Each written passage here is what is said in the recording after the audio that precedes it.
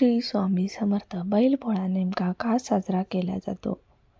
महाराष्ट्रात मोठ्या प्रमाणावर हा बैलपोळ्याचा सण साजरा केला जातो. महाराष्ट्रासह विदर्भातील सीमेवर असलेल्या मध्य प्रदेश व तेलंगणा सीमा भागात सुद्धा हा सण साजरा होतो. 2 सप्टेंबरला गुरुवारी बैलपोळ्याचा सण साजरा केला जाणार आहे. दरम्यान बैलपोळ्याचा सण नेमका का साजरा केला जातो?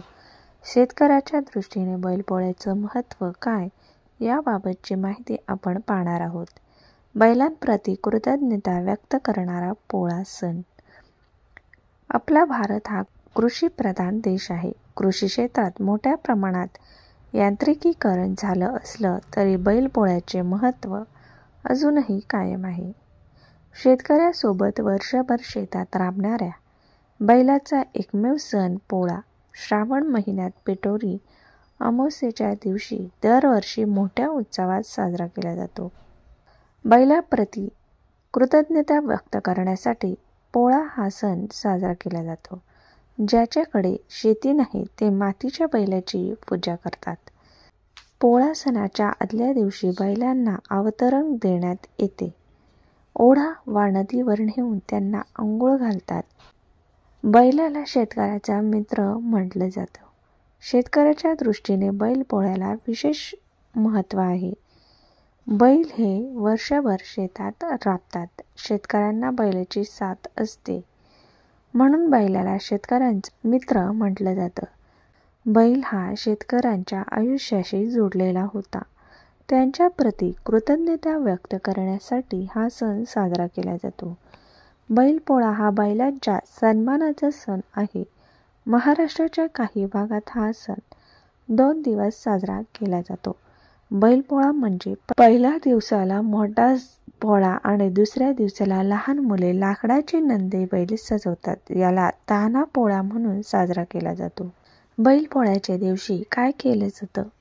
या दिवशी बैलाच्या खांद्याला हळद आणि तुपाने शेकतात.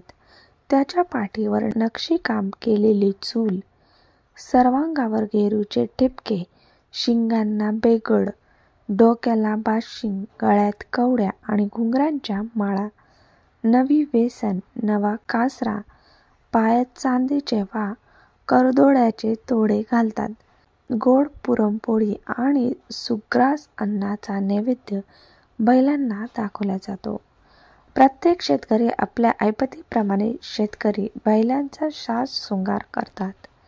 बैल सजवतात. त्यांची मिरवणूक काढली जाते. या दिवशी महाराष्ट्रातील खेड्यांमधल्या प्रत्येक घराला आंब्याच्या पानाचे तोरण बांधले जाते. गावातल्या सर्व बैलजोड्या वाजंत्री, सनई, ढोल, ताशे वाजवत एकत्र आणल्या जातात. अनेक गावामध्ये पोळ्याला शर्यतीचे आयोजन करण्यात येते. बैल पोळा पौराणिक कथा. पौराणिक कथेनुसार प्रभू विष्णू हे कृष्णाच्या रूपात धरतीवर अवतरले होते. तेव्हापासून कृष्णाचे मामा कंसने कृष्णाचे प्राण घेण्यासाठी प्रयत्न सुरू केले. एकदा कंसाने कृष्णाचा वध करण्यासाठी पोलासूर नावाचा राक्षस पाठवला होता. तेव्हा कृष्णाने त्यांचा वध केला. तो दिवस श्रावण अमावास्येचा होता. या दिवशी पोळा सण साजरा करण्यात येतो.